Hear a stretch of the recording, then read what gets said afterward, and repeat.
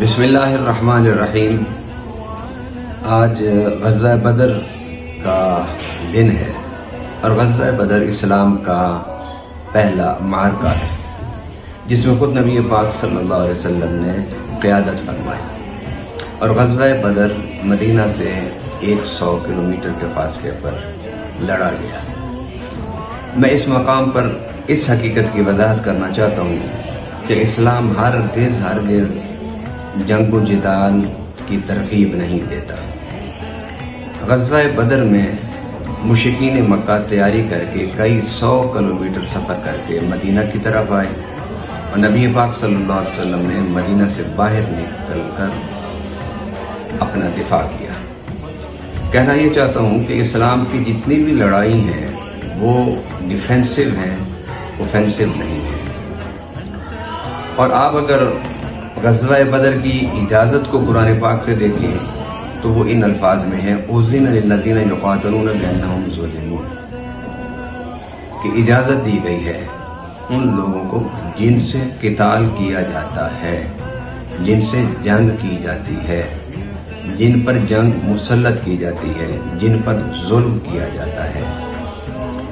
نبی پاک صلی اللہ علیہ وسلم کی زندگی جہد اور جہاد سے بھری ہوئی ہے۔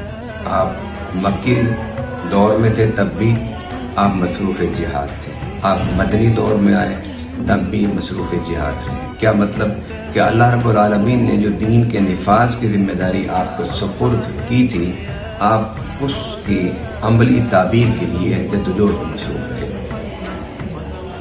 ہرگز یہ کہنا کہ حضور صلی اللہ علیہ وسلم کا مکی دور میں انداز تبلیغ کچھ اور تھا اور مدنی زندگی میں طاقت پانے کے بعد آپ نے تلوار اٹھا لی۔ مکہ میں لوگ آپ پر تشدد کرتے تھے، آپ کے صحابہ پر تشدد کرتے تھے تو صحابہ اس تشدد کو برداشت کرتے تھے۔ مدنی دور میں تشدد سے بات آگے بڑھ گئی کیونکہ نبی پاک صلی اللہ علیہ وسلم مدینہ میں آئے اور آپ نے ایک اسلامی ریاست کی بنیاد رکھی، جس ریاست کی بنیاد میثاق مدینہ پر تھی، اور اللہ کے فضل سے وہ ریاست آہستہ آہستہ پھلنا پھولنا شروع ہو گئی۔ تو مکہ میں بیٹھے ہوئے اسلام کے دشمنوں کو یہ فکر لاحق ہوئی کہ اگر رسول اللہ صلی اللہ علیہ وسلم اسی طرح کامیابیوں پر کامیابی حاصل کرتے رہے تو ایک دن وہ آئے گا کہ یہ مکہ بھی ان کے زیر نگرانی اور زیر حکومت ہوگا۔ تو وہ اس دن کے خوف سے نکلے اور بدر کے میدان میں مسلمانوں سے ٹکرائے۔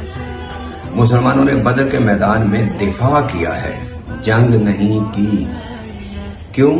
کہ میں آپ کے سامنے ایک حدیث رکھتا ہوں، اس حدیث مبارک سے آپ کچھ سمجھ آئیں گے کہ نبی پاک صلی اللہ علیہ وسلم نے جب جنگ کے بارے میں ہدایات دی صحابہ کرام کو تو ان ہدایات میں ہے کہ راہگیر جو راستے میں آئیں ان کو قتل نہیں کرنا، راستے میں جو بستیاں آئیں جن میں عورتیں ہوں، بچیاں ہوں، بچے ہوں، بوڑھے ہوں، انہیں قتل نہیں کرنا، دشمن کے کھیت اور ان کے باغات آئیں انہیں نہیں اجاڑنا، ان کی کھیتیوں کو برباد نہیں کرنا۔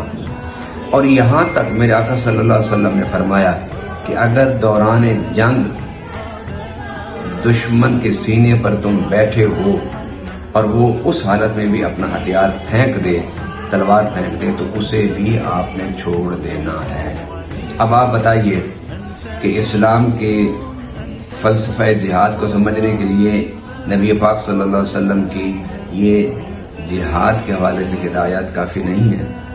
اسلام کے سر پر یہ الزام تھوپا جاتا ہے بغیر سوچ و سمجھے، بغیر تحقیق و تدقیق کیے کہ اسلام مسلح لڑائی کی ترغیب دیتا ہے، اسلام دوسری قوموں کو مٹانے کی ترغیب دیتا ہے، اسلام دوسرے لوگوں کو بزور شمشیر اپنا تابع بنانے کی تلقین کرتا ہے۔ یہ سب اعتراضات بے بنیاد ہیں، یہ سب اعتراضات فضول ہیں، اس کا حقیقت سے کوئی تعلق نہیں۔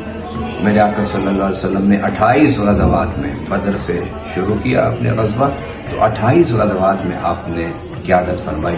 کوئی ایک بھی غزوہ ایسا نہیں کہ جو نبی پاک صلی اللہ علیہ وسلم نے دوسروں پر مسلط کیا ہو، بلکہ جب بھی نبی پاک صلی اللہ علیہ وسلم، اصحاب رسول صلی اللہ علیہ وسلم اور مدینہ پر جنگ مسلط کرنے کی کوشش کی گئی تو ہمیشہ مسلمانوں نے اس کا دفاع کیا، اور اس کی مثال، کامل مثال، واضح مثال غزوہ بدر ہے کہ جس میں نبی پاک صلی اللہ علیہ وسلم نے مدینہ سے باہر نکل کے آنے والے جارحین کی جارحیت کو روکنے کے لیے تدبیر فرمایا۔ اللہ تعالی ہمیں غزوہ بدر کے شہداء کی زندگیوں کو سامنے رکھ کے اور مجاہدین کی زندگیوں کو سامنے رکھ کے اپنی زندگی بنانے کی توفیق عطا فرمائے، اور غزوہ بدر سے اور تمام غزوات کو سامنے رکھ کے اسلام کے جو فلسفہ جہاد ہے اسے سمجھنے کی توفیق عطا فرمائے۔ وما علینا الا البلاغ۔